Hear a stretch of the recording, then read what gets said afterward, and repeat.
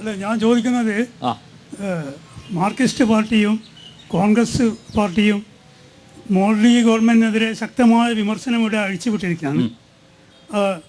മോഡി ഗവൺമെൻറ്റിനെ ദേശീയ തലത്തിൽ നേരിടുന്ന ഇന്ത്യ മുന്നണിയിലെ രണ്ട് ഘടകകക്ഷികളാണ് മാർക്സിസ്റ്റ് പാർട്ടിയും കോൺഗ്രസും. അങ്ങനെയാണെങ്കിൽ ഇവർ ഇവിടെ ഒന്നിച്ച് നിന്നിട്ടല്ലേ തിരഞ്ഞെടുപ്പിനെ നേരിടേണ്ടത്? അങ്ങനെയാണെങ്കിൽ NDA സ്ഥാനാർത്ഥികൾ പരാജയപ്പെടുകയില്ലേ?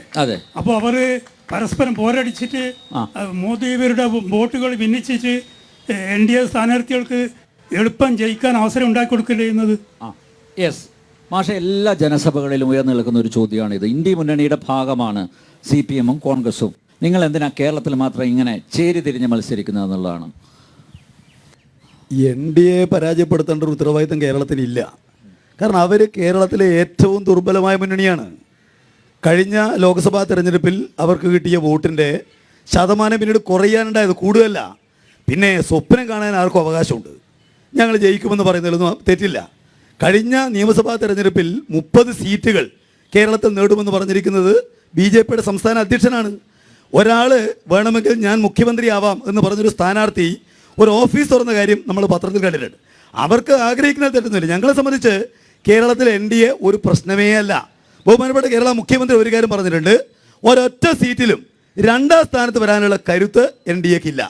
ഒറ്റ കാര്യം EP ജയരാജൻ പറഞ്ഞത്, ഇവിടെ മത്സരം പിന്നെ ഇടതുമുന്നണിയും NDA ആണെന്നാണ്. അങ്ങനെ EP ജയരാജൻ പറഞ്ഞില്ല. EP ജയരാജൻ പറഞ്ഞത് എന്നെ സംബന്ധിച്ച് വ്യക്തമായ നിലക്ക് തന്നെ ഞങ്ങൾ അഭിപ്രായം രേഖപ്പെടുത്തിയിട്ടുണ്ട്. കേരളത്തിലെ മത്സരം LDF-ഉം UDF-ഉം തമ്മിലാണ്. പിന്നെ BJP-യും കോൺഗ്രസും തമ്മിൽ വലിയ നിലക്കുള്ള വ്യത്യാസം നയപരമായ കാര്യങ്ങളിലില്ല. ഇപ്പോൾ പൊതുമേഖലാ സ്ഥാപനം സ്വകാര്യവൽക്കരിക്കണം, ആർക്കാ വ്യത്യസ്ത അഭിപ്രായമുണ്ട്? അവർ തമ്മിൽ വല്ല കോർപ്പറേറ്റുകളെ കയ്യിൽ നിന്ന് ഇഷ്ടം പോലെ കൈക്കൂലി വാങ്ങണം, അതിൽ അവർ തമ്മിൽ വ്യത്യാസമുണ്ടോ? ഇവിടെ ഇലക്ട്രൽ ബോണ്ട് വാങ്ങുന്നതിൽ അവർ രണ്ടും തമ്മിൽ ഒരു വ്യത്യാസം ഉണ്ടായിട്ടില്ലല്ലോ. അപ്പോൾ അവരുടെ നയങ്ങൾ, ഇന്ന് BJP തുടരുന്ന മിക്കവാറും നയങ്ങൾ നേരത്തെ കോൺഗ്രസ് ഗവൺമെൻറ് ആരംഭിച്ചതാണ്. ഞങ്ങൾ ആ നയങ്ങളിൽ നിന്ന് വ്യത്യസ്തമായ നിലപാടുകൾ സ്വീകരിക്കുന്ന ഒരു മുന്നണിയാണ്. ഞങ്ങൾ കേരളത്തിൽ ഇന്ത്യ രാജ്യത്തിനകത്തിൻ്റെ മാതൃകയായിട്ടുള്ള ബദൽ നയങ്ങൾ മുന്നോട്ടേക്ക് വെക്കുന്നു. പിന്നെ ഇവിടെ ഒരുപാട് പദ്ധതികൾ നടപ്പിലാക്കിയതിൽ പറഞ്ഞു. ഞാൻ ചോദിക്കട്ടെ, ഈ പദ്ധതിയെല്ലാം പേര് മാറ്റിയെന്നല്ലാതെ എന്താ നരേന്ദ്രമോദി ചെയ്തിരിക്കുന്ന കാര്യം? അദ്ദേഹത്തിൻ്റെ പേര് പ്രധാനമന്ത്രി യോജന അല്ലെങ്കിൽ നരേന്ദ്രമോദി യോജന അങ്ങനെയൊക്കെ അല്ലാതെ വേറെ എന്ത് ചെയ്തിരിക്കുന്നു? പറഞ്ഞു രാജ്യത്ത് ആകെ വീട് കൊടുത്തിരിക്കുന്നു. ഞാൻ ചോദിക്കട്ടെ, എന്താ നരേന്ദ്രമോദി കൊടുക്കുന്ന വീട്? എത്രയാണ് പരമാവധി പൈസ? 40,000, 60,000, 70,000, 1,10,000. അതിനപ്പുറം വീടിൻ്റെ പൈസ കൊടുക്കുന്നുണ്ടോ? കേരളത്തിൽ 3,76,000 പേർക്ക് വീട് കൊടുത്തു. എത്ര പൈസ കൊടുക്കുന്നറിയോ? 4 ലക്ഷമാണ്. ഇവിടെ കൊടുക്കുന്ന 40,000, 60,000. എന്താ പറയുന്നത്? നരേന്ദ്രമോദി പറയാണ് ആ വീട്ടിലെല്ലാം നരേന്ദ്രമോദി ഈ വീടിൻ്റെ ഔഷര്യം എന്ന് എഴുതി വെക്കണം. പറ്റുമോ? ഇനി ഈ കേരളത്തിൽ 3,76,000 വീടുകൾ എടുത്തപ്പോൾ എത്രക്കാ സഹായം? 62 ലക്ഷം പേർക്ക് കേരളത്തിൽ പെൻഷൻ കൊടുക്കുന്നുണ്ട്.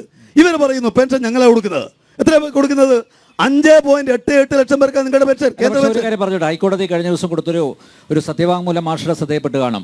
ഈ പെൻഷൻ കൊടുക്കുന്നത് അവകാശമല്ല, അത് ഞങ്ങളുടെ ഔദാര്യമാണ്. സർക്കാർ അങ്ങനെയാണ് അതിനെ കാണുന്നത്. അതുകൊണ്ട് ഞങ്ങൾ അതിൽ കുടിശ്ശിക വരുത്തി കഴിഞ്ഞാൽ കുഴപ്പമില്ലെന്നല്ലേ മനസ്സിലാക്കേണ്ടത്? അങ്ങനെയല്ല. ഞാൻ ഇതിലിപ്പോ BJP-ക്കോ കോൺഗ്രസിനോ പെൻഷനെ പറ്റി പറയാൻ ഒരവകാശമില്ല. 10-20 സ്റ്റേറ്റ് ഭരിക്കുന്നുണ്ട് BJP. കേരളത്തിൽ കൊടുക്കുന്ന പോലെ പെൻഷൻ കൊടുക്കുന്ന ഒറ്റ സ്റ്റേറ്റിന്റെ പേര് ഇവിടെ പറയട്ടെ. BJP-യുടെ ആള് കോൺഗ്രസ്സുകാർ 3 സ്റ്റേറ്റ് ഉള്ളൂ. എന്നാൽ ഇന്ത്യയിൽ എവിടെയെങ്കിലും ഇത്തരം പെൻഷൻ കൊടുക്കുന്ന ഒരു നിലപാട് അവർ പറയട്ടെ. കേരളത്തിൽ ആദ്യം പെൻഷൻ കൊടുത്ത കർഷകത്തൊഴിലാളി പെൻഷനാണ് നായനാരുടെ ഗവൺമെന്റ്. അന്ന് എന്താ കോൺഗ്രസ് നിലപാട്? ഇതിനായിട്ട് വോട്ട് ചെയ്തു. കരുണാകരന്റെ പ്രസംഗം നിയമസഭയിലേക്കുണ്ടല്ലോ. അദ്ദേഹം പറഞ്ഞത് എന്താ? പ്രത്യുൽപാദനപരമല്ല, കൊടുക്കാൻ പാടില്ല. 26 പെൻഷൻ ഉണ്ട് കേരളത്തിൽ. ഞാൻ ചോദിക്കട്ടെ, എത്ര പെൻഷൻ കൊടുത്തു ഇവിടെ കോൺഗ്രസ്? UDF ഭരിച്ചല്ലോ ഒരുപാട് കൊല്ലക്കാലം. പെൻഷനെ കുറിച്ചൊന്നും ഒരു വാക്കും പറയാൻ BJP-ക്കോ കോൺഗ്രസിനോ ഒരു അധികാരമില്ല. കാരണം അവരെവിടെയും ഇതൊന്നും കൊടുക്കുന്നില്ല. ഇനി കൊടുക്കുന്ന എത്രയാ? കേന്ദ്ര പെൻഷൻ എന്ന് പറഞ്ഞപ്പോൾ കേന്ദ്രം 4 പെൻഷൻ കൊടുക്കുന്നുണ്ട്. വിധവാ പെൻഷൻ, അതുപോലെ ഭിന്നശേഷിക്കാരുടെ പെൻഷൻ, അഗതി പെൻഷൻ, അതുപോലെ തന്നെ വികലാംഗ പെൻഷൻ. എത്ര കൊടുക്കുന്ന പെൻഷൻ? 200 രൂപ, 300 രൂപ. കേരളത്തിലോ 1,600 എത്ര പേർക്ക് പെൻഷൻ കൊടുക്കും? ഞാൻ പറഞ്ഞല്ലോ 62 ലക്ഷം പേർക്ക് കേരള ഗവൺമെന്റ് കൊടുക്കുമ്പോൾ 5.88 ലക്ഷം ഇവിടെ കേന്ദ്ര പെൻഷൻ എന്ന് പറയാണ്. ഞങ്ങൾ ഇപ്പോൾ എന്താ നിങ്ങൾ വാർത്ത കേൾക്കുമ്പോൾ അവന് ടെലിവിഷൻ തുറന്നാൽ എന്താ കേൾക്കുന്നത്? Modi guarantee, Modi guarantee, Modi guarantee. എന്ത് ഗ്യാരണ്ടി? കൊടുത്ത ഗ്യാരണ്ടി നടപ്പിലാക്കിയോ? ഇവിടെ ജനങ്ങൾക്കറിയാം ഇത് വെറുതെ വോട്ട് വാങ്ങാനാണ്, അല്ലാതെ ഒരു ഗ്യാരണ്ടിയും അല്ല. ഇവിടെ കഴിഞ്ഞ തെരഞ്ഞെടുപ്പ് വാഗ്ദാനത്തിൽ ഒറ്റ കാര്യം നടപ്പിലാക്കിയോ? ഇതുപോലെ ദരിദ്രമുള്ള ഒരു നാട് എവിടെയുള്ളത്? ഇതിന് പറയാണ് ഇന്ത്യ രാജ്യത്ത് എന്തോ വലിയ മാറ്റം ഉണ്ടാക്കാൻ പോവാണ്. രാജ്യം ഇന്ന് ലോകത്തിന് മേൽ തലകുനിച്ച് നിൽക്കുകയല്ലേ? ലോക രാജ്യങ്ങൾ എന്താ ഇന്ത്യയെക്കുറിച്ചുള്ള നിലപാട്? അവർ ഇന്ത്യ അവമാനിക്കുകയാണ്. ഇന്ത്യക്കെതിരായിട്ട് ശക്തമായ നിലപാട്. എന്തുകൊണ്ട്? നേരത്തെ ഉണ്ടായിരുന്ന 3-4 ലോക രാജ്യങ്ങളുടെ നേതാവല്ല ഇന്ന് ഇന്ത്യ രാജ്യം. നേരത്തെ ഉണ്ടായിരുന്ന മതനിരപേക്ഷ രാജ്യമല്ല ഇന്ന് ഇന്ത്യ രാജ്യം. എല്ലാം കളഞ്ഞു കുടിച്ചിരിക്കുകയാണ്. ഇതുപോലെ നമ്മുടെ രാജ്യത്തിന് അഭിമാനം കളഞ്ഞു കുളിച്ച ഗവൺമെന്റ് ഇന്ത്യയിൽ പറയില്ല. മോദിക്ക് ബദലായി ആര് വരണം എന്നാണ് CPM-ന്റെ ആഗ്രഹം? അതായത് ഈ ഇന്ത്യ സഖ്യം അധികാരത്തിലെത്തുന്നു, സപ്പോസ് അധികാരത്തിലെത്തുമെന്ന് കരുതുക, പ്രധാനമന്ത്രിയായിട്ട് ആര് വരണം? BJP-ക്കാർ കുറച്ച് ആളെ അണിനിരത്തിട്ടുണ്ടെന്നുള്ളോട് ഇടക്കിടക്കെ കൂവോ കൈയടിക്കുകയോ ചെയ്യണം കേട്ടാ. അപ്പോ ഇവിടെ ഹിറ്റ്ലർ നിങ്ങൾക്ക് അറിയാലോ. ഹിറ്റ്ലർ ഭരിക്കുന്ന കാലത്തും ഇതേ ചോദ്യം ഉന്നയിക്കപ്പെട്ടിട്ടുണ്ട്. ഹിറ്റ്ലർക്ക് പകരം മറ്റാരും ഒരു ഉത്തരം പറയാനിടയില്ല. പക്ഷേ ചരിത്രം ഉത്തരം പറഞ്ഞിട്ടുണ്ട്. ഹിറ്റ്ലർ ഈ ലോകം കണ്ട ഏറ്റവും ഭീകരവാദിയായിട്ടുള്ള ഭരണാധികാരിയാണ്. ഇത് തന്നെയാണ് ഈ ചരിത്രം ഭാവിയിൽ നരേന്ദ്രമോദിയെ സംബന്ധിച്ച് പറയാൻ വേണ്ടി പോകുന്നത്. ഞങ്ങൾ ഇപ്പോൾ നേരത്തെ സിംഗിൻ്റെ ഗവൺമെൻറ് വന്നു, VP സിംഗിൻ്റെ. ഞങ്ങൾ പ്രധാനമന്ത്രിയെ പറഞ്ഞോ? ഞങ്ങൾ പറഞ്ഞിട്ടില്ല. പക്ഷേ തെരഞ്ഞെടുപ്പ് കഴിഞ്ഞപ്പോൾ എല്ലാവരും ചേർന്നിരുന്ന് ആലോചിച്ച് ആര് പ്രധാനമന്ത്രിയാണ് തീരുമാനിച്ചു. ഇന്ത്യ സഖ്യം അങ്ങനെ തീരുമാനിക്കും. വല്ലൊരു തർക്കം ഉണ്ടാവില്ല. നരേന്ദ്രമോദി ഇല്ലെങ്കിൽ ഈ രാജ്യം ഒലിച്ചു പോവോ? പറയാണ് ഈ ലോക ഗുരുവാണ് നരേന്ദ്രമോദി. ഞാൻ ചോദിക്കട്ടെ, ഇന്ത്യ രാജ്യത്ത് നെഹ്റുവിനേക്കാൾ വലിയ ആളാണോ ഈ പറയുന്ന നരേന്ദ്രമോദി? അങ്ങനെ പറയാൻ വേണ്ടി കഴിയോ? വെറുതെ മാധ്യമങ്ങളെല്ലാം പിടിച്ചു വെച്ച് അവരെല്ലാം പേടിയാണ്. നമുക്ക് മാധ്യമങ്ങളെല്ലാം ഭീതിപ്പെടുത്തി നിർത്തുകയാണല്ലോ. ഒരു മാധ്യമത്തിനും വർത്തമാനം പറയാൻ കഴിയുന്നില്ല. അത്തരമൊരു അവസ്ഥയിൽ നരേന്ദ്രമോദിക്കെതിരെ സംസാരിക്കാൻ ശക്തികളില്ല എന്നുള്ളത് ശരിയാണ്. പക്ഷേ നരേന്ദ്രമോദിക്കെതിരെ ഉയർന്നു വരുന്ന ഒരു വലിയ വികാരമുണ്ട്, ഒരു വലിയ ശക്തിയുണ്ട്. ആ ശക്തി ഇവിടെ നരേന്ദ്രമോദിയെ പരാജയപ്പെടുത്താൻ പാകത്തിൽ മുന്നോട്ടേക്ക് വന്നിരിക്കുന്നു എന്നുള്ള വസ്തുതയാണ്.